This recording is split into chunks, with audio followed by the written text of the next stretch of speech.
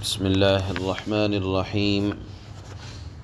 الحمد لله رب العالمين، والصلاة والسلام على سيد الأنبياء والمرسلين محمد وعلى آله وأصحابه أجمعين. أما بعد، فأعوذ بالله من الشيطان الرجيم. بسم الله الرحمن الرحيم.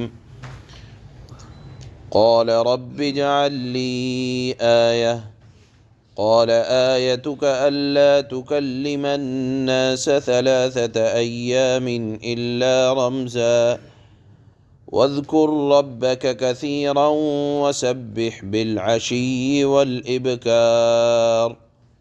صدق الله مولانا العلي العظيم.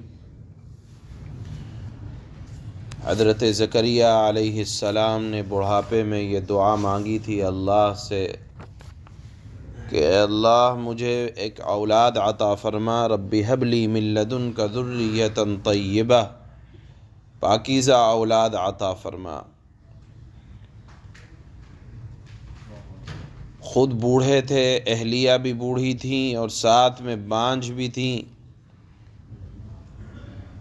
کل بتایا تھا کہ ایک ہوتا ہے اللہ کی قدرت اور ایک ہوتا ہے اللہ کا طریقہ.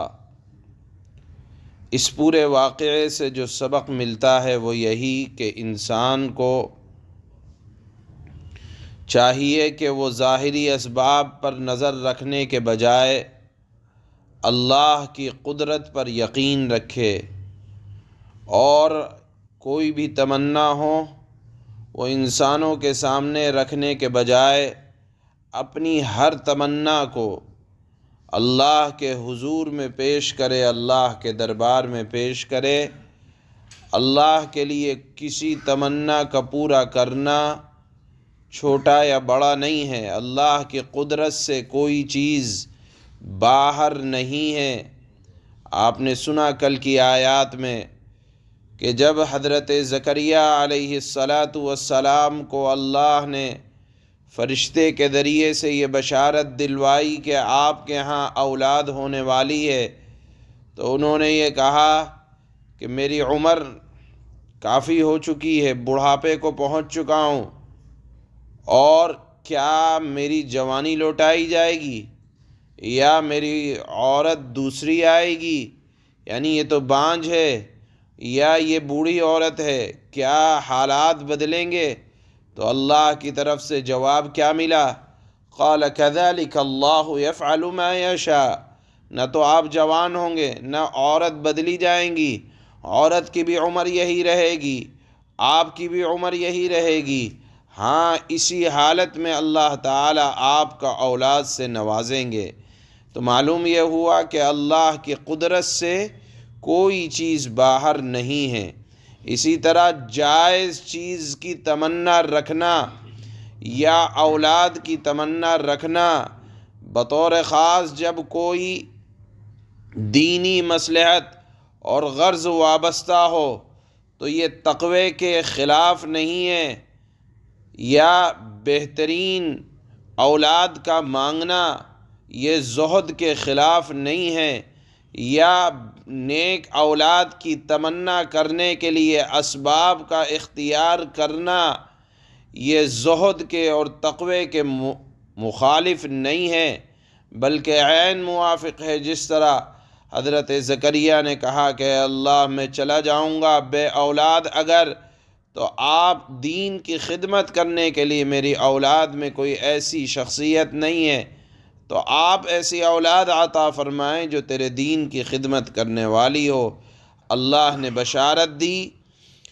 جب بشارت دی تو آج کی آیت میں یہ ذکر کیا جا رہا ہے کہ حضرت زکریا نے کہا کہ اے اللہ مجھے کوئی نشانی عطا فرما دے کہ میں سمجھوں کہ اب حمل کا زمانہ میرے گھر میں شروع ہونے والا ہے، تاکہ میں نعمت پر شکر ادا کروں. اور ہوتا یہ ہے کہ اے اللہ جس نعمت پر شکر ادا کیا جائے آپ اس نعمت میں اور مزید عطا فرماتے ہیں. تو اللہ نے فرمایا کہ تمہارے یہاں نشانی اور علامت یہ ہوگی کہ تم کسی سے 3 دن تک بات نہیں کر سکو گے۔ ہاں، اشاروں میں، کنایوں میں بات ہو سکے گی، تمہاری زبان سے سوائے ذکر کے کوئی جملہ نہ نکل سکے گا۔ حضرت زکریا نے نشانی جو مانگی تھی وہ اس لیے تاکہ میں آپ کے اے اللہ شکر ادا کرنے میں زیادتی کر دوں۔ تو اللہ نے فرمایا تمہارے یہاں جب بچہ آنے والا ہوگا یا حمل کی شروعات ہوگی تو تم بات کرنے پر قدرت نہیں رکھ سکو گے سوائے اس بات کے کہ تم ذکر اللہ کے اندر مشغول ہوگے۔ اللہ نے فرمایا وَاذْكُرْ رَبَّكَ كَثِيرًا، تم اپنے رب کا بہت زیادہ کثرت کے ساتھ ذکر کرو۔ آپ کو یہ بات بتلا دیں، اللہ نے ذکر اللہ کے بارے میں، یہ ایک ایسی عبادت ہے کہ جس کے بارے میں فرمایا کہ کثرت کے ساتھ کرو۔ قرآن میں دوسری جگہ بھی ارشاد فرمایا وَالذَّاكِرِينَ اللَّهَ كَثِيرًا۔ آپ دیکھیں گے کہیں نماز کے بارے میں، روزے کے بارے میں، زکوٰۃ کے بارے میں نہیں فرمایا کہ بہت زیادہ زکوٰۃ ادا کرو، بلکہ فرمایا زکوٰۃ کی جو مقدار ہے اتنی ادا کرو، نماز کی جو تعداد ہے اتنی ادا کرو، یا روزے کی جو تعداد ہے اتنا رکھو۔ لیکن ذکر اللہ ایک ایسی عبادت ہے، اللہ نے جہاں بھی فرمایا وہاں فرمایا کہ مجھے ذکر اللہ میں کثرت پسند ہے۔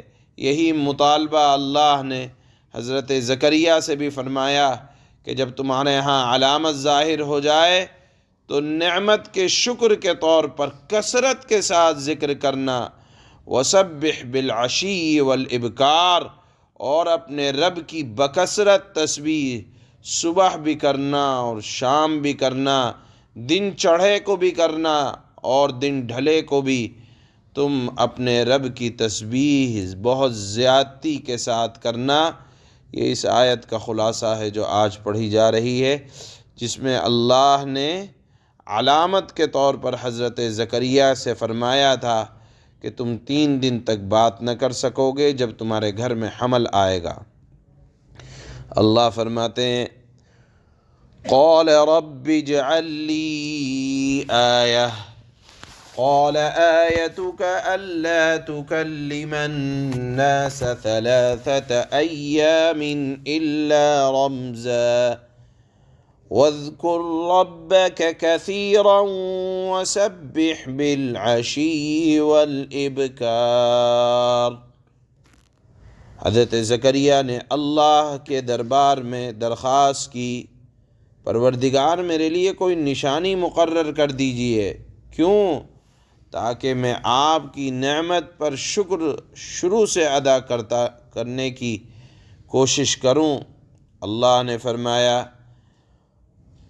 تمہاری نشانی یہ ہوگی کہ تم 3 دن تک اشاروں کے سوا کوئی بات نہ کر سکو گے، تمہاری زبان نہ کھل سکے گی، صرف ذکر اللہ میں مشغول رہو گے۔